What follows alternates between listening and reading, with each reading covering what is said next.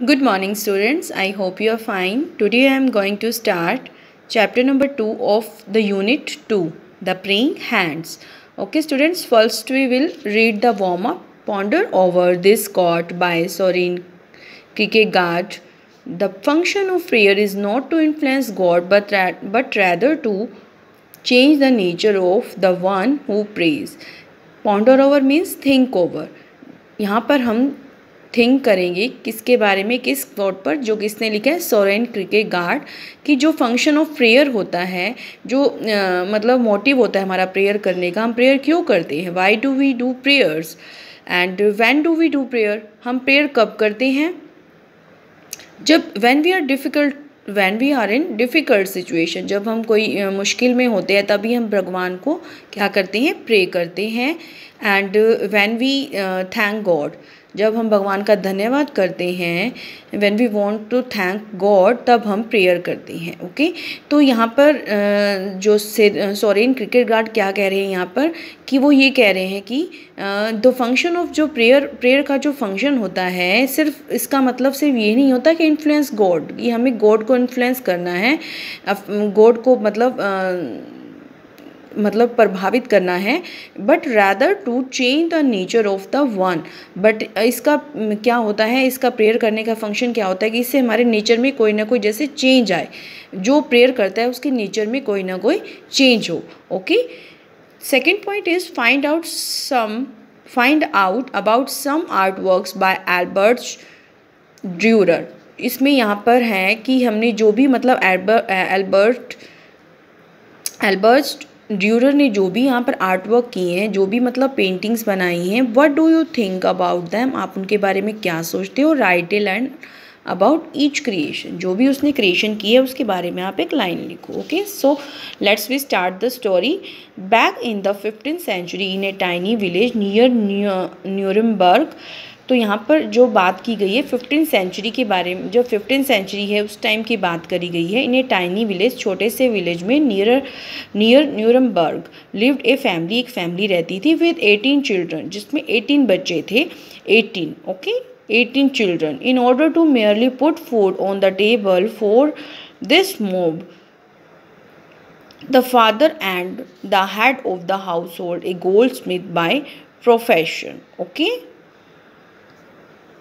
तो वो पूरी फैमिली जो थी 18 जिसमें बच्चे थे, तो उनको पालने के लिए क्या करते थे, the father and head of house hold, जो भी मतलब उनका जो पापा थे, जो head of the house hold, उन पूरी फैमिली के हेड थे, ए गोल्ड स्मिथ बाय प्रोफेशन। वो क्या थे, गोल्ड स्मिथ। गोल्ड स्मिथ को आप जानते हो ना बेटा, जो हु मेक्स गोल्ड, जो गोल्ड बनाता है, वो सेल्स गोल्ड, जो बेचता भी है, जिसको आप हिंदी में सुनार बोलते हो। तो वो जिसके पापा थे क्या थे, वो गोल्ड स्मिथ थे। Worked almost 18 hours a day, वो दिन में 18 आवर्स काम करते थे, 18 घंटे काम करते थे।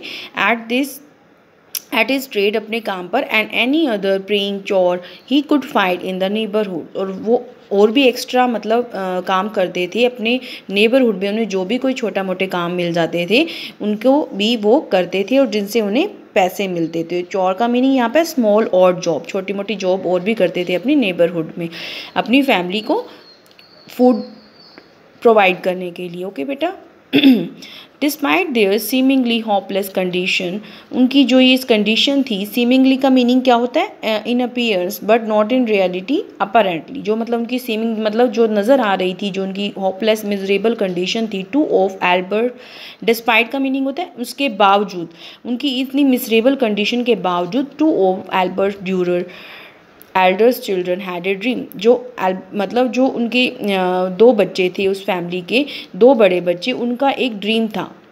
एक का नाम एल्बर्ट ड्यूरर है और दूसरे का नाम है Albert. Okay, so they both wanted to pursue their talent for art, वो अपना जो टैलेंट को परस्यू करना चाहते थे, कंटिन्यू करना चाहते थे अपने टैलेंट को, अपनी इस फैमिली की इस कंडीशन के बावजूद भी।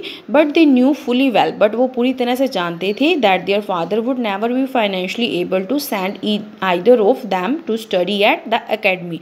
बट वो ये भी जानते थे कि उनके जो पापा हैं वो उनको फाइनेंशली कंडीशन उनकी अच्छी नहीं है, और वो इतने एबल नहीं है कि वो उनको स्टडी करने के लिए एकेडमी में भेज सकें। After many long discussion at the night in their crowded bed, काफ़ी लॉन्ग डिस्कशन के बाद, जब वो नाइट में डिस्कशन कर रहे थे, उनके डिस्कशन के बाद इन देयर क्राउडेड बेड, वो कहाँ पर कर रहे थे डिस्कशन, क्राउडेड बेड मतलब 18 बच्चे थे, तो वो जो बेड था जिस पर वो सोते थे, crowded bed it means full of people, two boys finally worked out a pact, दोनों जो है बच्चों ने मतलब आपस में पूरी मतलब बात की, उन्होंने पूरी मतलब कन्वर्सेशन करी वहाँ पर।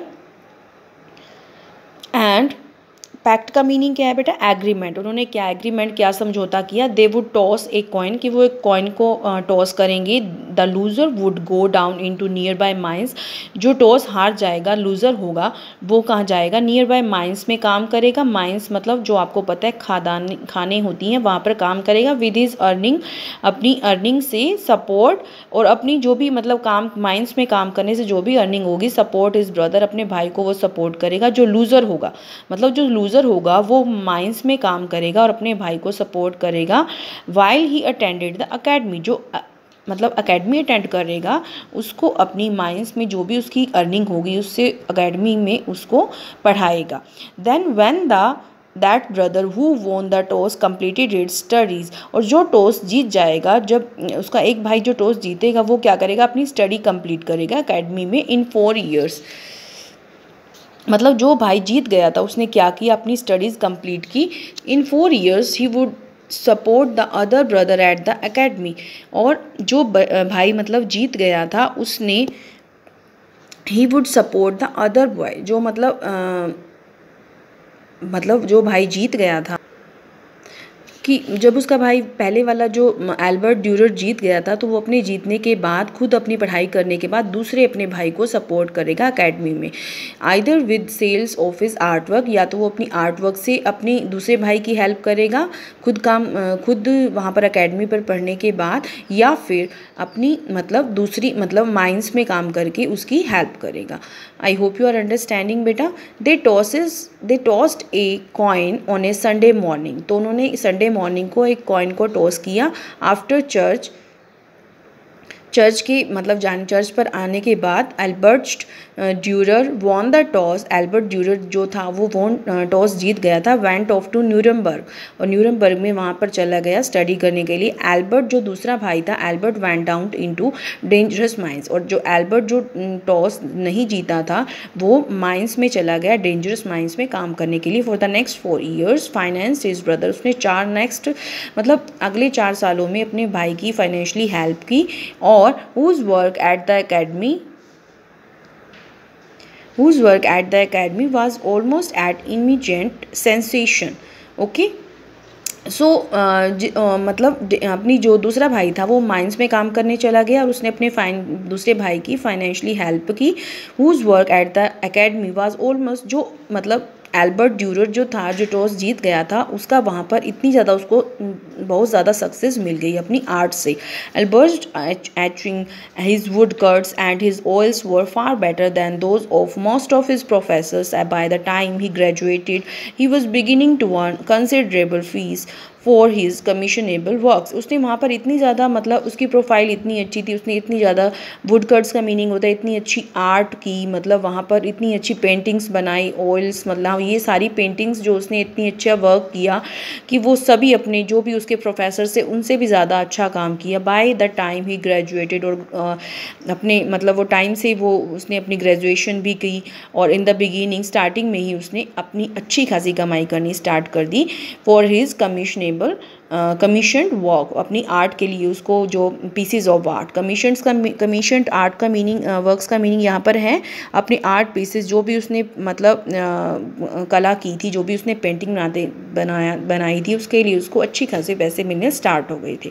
When the young artist return to his village, जब वो यंग आर्टिस्ट एल्बर्ट ड्यूरर अपने विलेज में वापस गया स्टडी करने के बाद, the Durer family had a festive dinner on their lawn, तो ड्यूरर फैमिली ने उसके लिए बहुत अच्छा डिनर अरेंज किया लॉन में। ओके बेटा, so this is the first part of this story, so you have to read it very carefully. Okay, and tomorrow we will read the second part of this story. Okay students, thank you.